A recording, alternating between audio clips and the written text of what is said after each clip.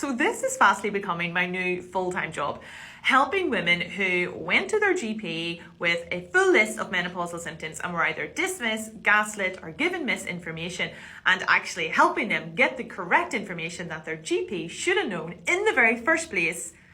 But here we go. So inside of the Menopausal Lab, which is my free menopausal community, I get messages like this every single day. Whether women have been completely dismissed because of the misuse of blood work, because they're being told they're too young, because of all this stupid BS that they're still having a period so they're not in menopause, or, oh, you don't have hot flashes so you're not in menopause. BS. I get messages like this every single day where I have to help women connect the dots, learn how to advocate for their own selves, tell them exactly what to say to go back to their GP to get any sort of treatment that they should have full access to. So here we go. This is the one that I received today. This woman went straight into surgical menopause 12 weeks ago when she had a hysterectomy and her ovaries removed. Now, she was given HRT in the form of a patch to treat a severe onset of mental health concerns. So low mood, crying all the time, onset of depression. Now, HRT does not help all symptoms. This is something that we are not told enough about in terms of women's health. But in terms of an onset of menopausal depression, HRT is extremely effective. Now, she was put on patches, and then she's come back to her GP and advised that they're not helping, etc. And she asked for something stronger, and she was told no.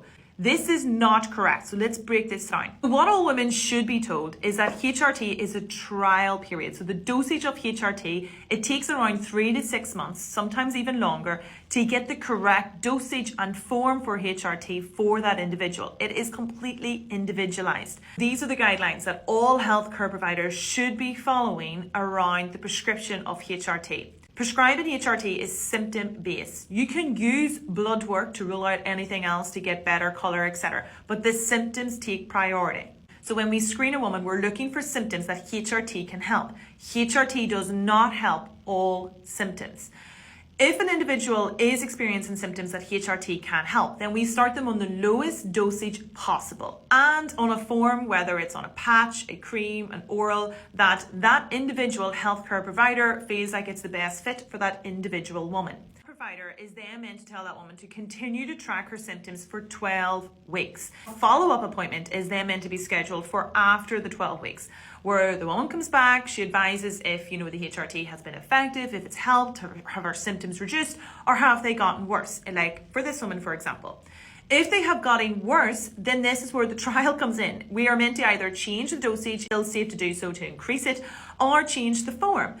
Different forms of HRT react differently for different people. So if a patch isn't working for this woman, this is where we could possibly trial a different form of HRT.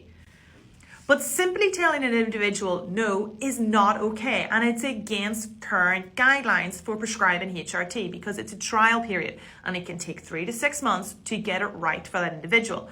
On average, an individual can change HRT forms and dosages up to 6 times before they get the correct dosage and form to treat their symptoms. Like this woman are the thousands and thousands of other women who are struggling. There's over 18,000 women now inside of this free menopausal lab.